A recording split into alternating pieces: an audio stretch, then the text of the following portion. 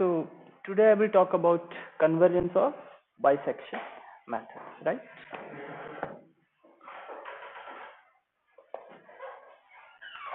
So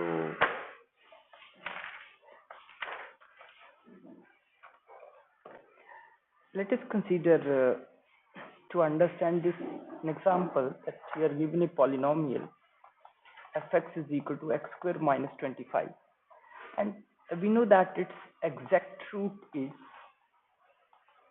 5. This is its exact root or 0 of this polynomial, rather than because if it is a polynomial, then rather than speaking a 0 of a root of this equation, better we call it as 0 of the polynomial, right? We call it as not root but the 0 of polynomial, right? And in the earlier lecture, which is basically on bisection method, we have chosen two initial points 2 and 7, right? And let us assume that x0 is equal to 2 and x1 is equal to 7, and the new point which we are getting, that is x2, and this x2 is nothing but x0 plus x1 divided by 2, means 2 plus 7 divided by 2 is equal to 4.5. So what we are doing, we are basically adding and then dividing it by 2. That means what I am doing, I am going in the midway of these 2 points. I am reaching at the midway. Midway is the 4.5, and 4.5 is far away from 5. Then we go for next, and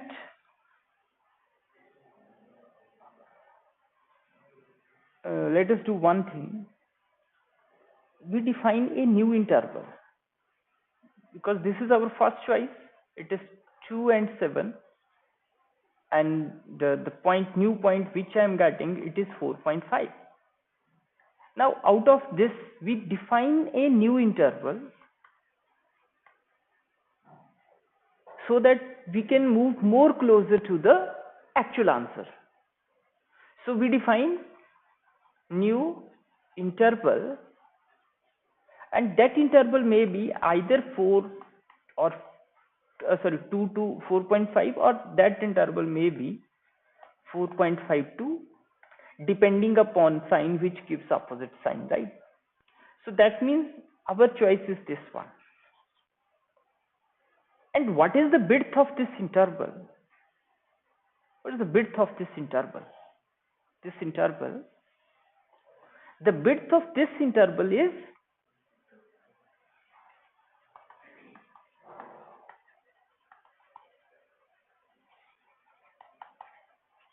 is 7 minus 4.5, and it comes out to be 2.5.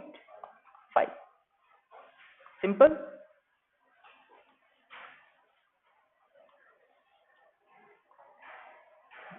But if I try to understand this, because this is the interval after first iteration, and how I am reaching at this point, let us try to understand this interval in terms of initial choice. Means I want to express this interval in terms of initial choice. So in terms of initial choice, that means this is 7 minus 2 divided by 2. What is it? 5 by 2, it is 2.5. That means after first iteration, this interval is basically 7 minus 2 divided by 2, right? The width of this interval, right? Now I will go for next root. And what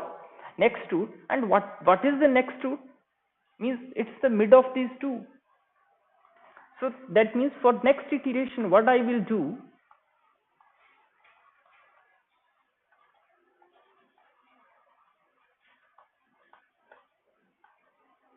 it is 4.5 plus 7 divided by 2, because this is my next choice. And what it will be? 11.5 divided by 2, and it is 5.75.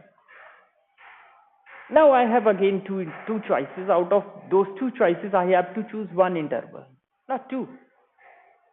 So for this point, I have two choices because I have chosen these 2 points. So one is the 4.5 and 5.75. Either I can choose this, or I can choose 5.75 to 7. So out of these, which reason to be considered? This part to be considered. This is our new choice. This is our new choice. And what is the width of this interval? Because this is my new choice. And what is the width of this interval? The width of this interval is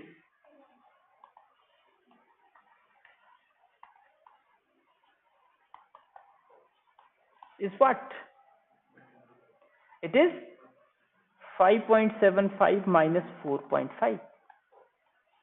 And this is 1.25. Now I want to express this after second iteration, the width which I am getting.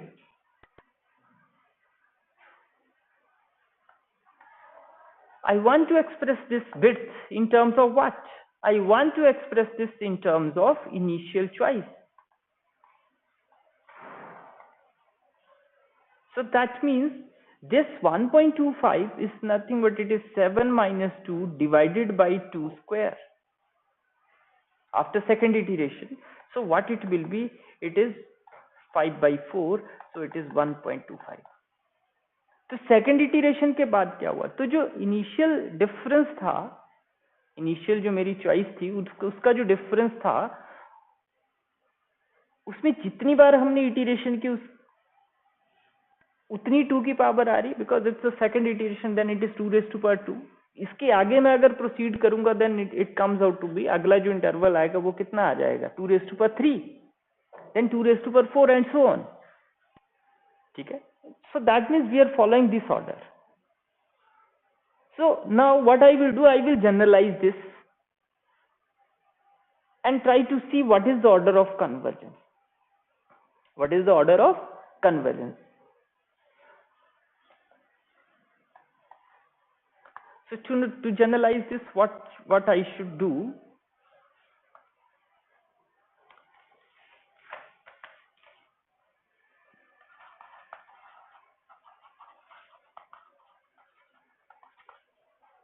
Let x naught and x1 are initial choices,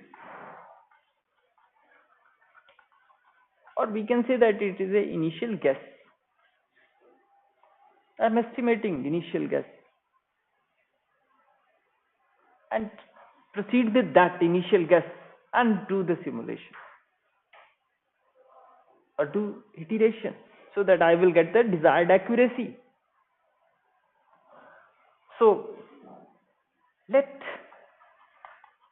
x1 minus x naught be the difference of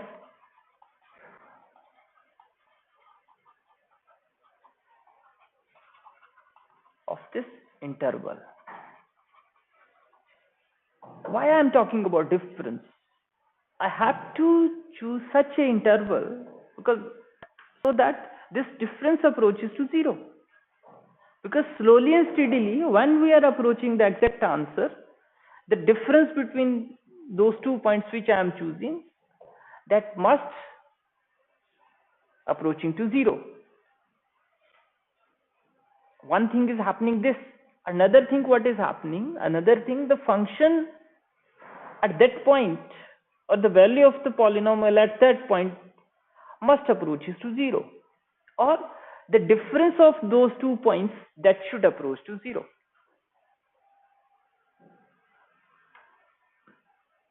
So x1 minus x naught be the difference of this interval, and x2 I have taken as x0 plus x1 divided by 2.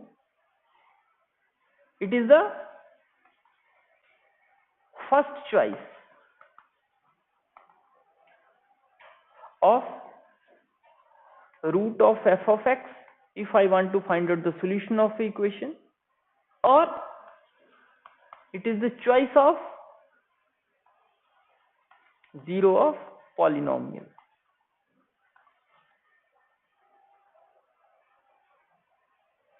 So now the interval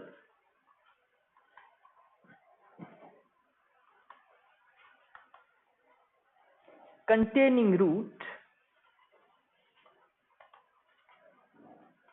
of 0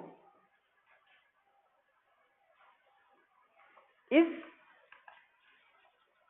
reduced to the size after first iteration, that is x1 minus x0 divided by 2, it is delta x by 2.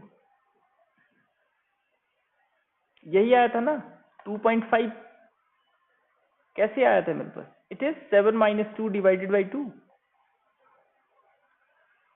First interval containing root. First interval, it is that interval. It is the basically it can be written in this manner. And similarly, after second iteration,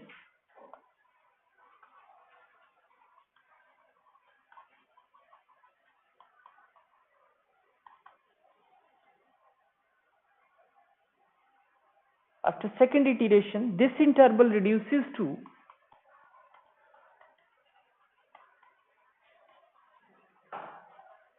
what? Delta x divided by 2 square. And after n iterations,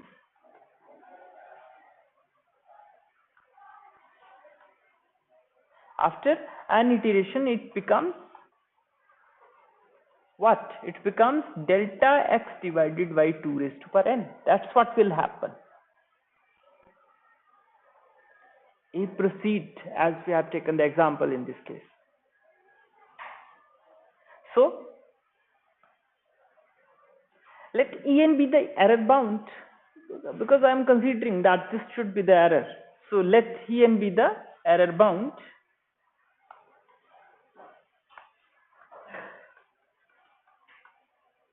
Or not En, let me call it as epsilon n. Be the error bound, that is En should be equal to what? Means after n iteration this should be the error. So then I can say that if I will do one more iteration, then what should be the error? Sorry, not E, but it is epsilon n delta x 2 raised to power n. If I do one more iteration, then error should be what? Delta x 2 raised to power n plus 1, and I have to take its mod. And how this can be expressed as delta x 2 raised to power n, its mod into 1 by 2. This can be written in this way. And what is it? It is epsilon n. So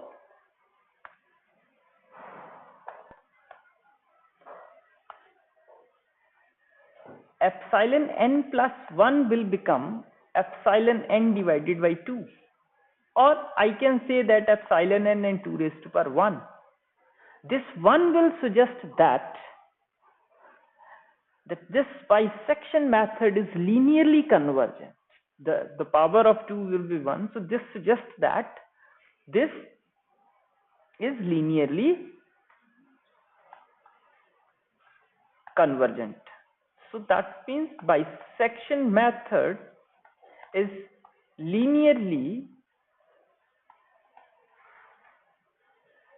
convergent, right? So this is all about the convergence of bisection method. This is very simple. That's only 3 steps. Once we understand it, that what's going on, right? So that's all for bisection method. Now after this lecture I will discuss the convergence of Newton-Raphson method.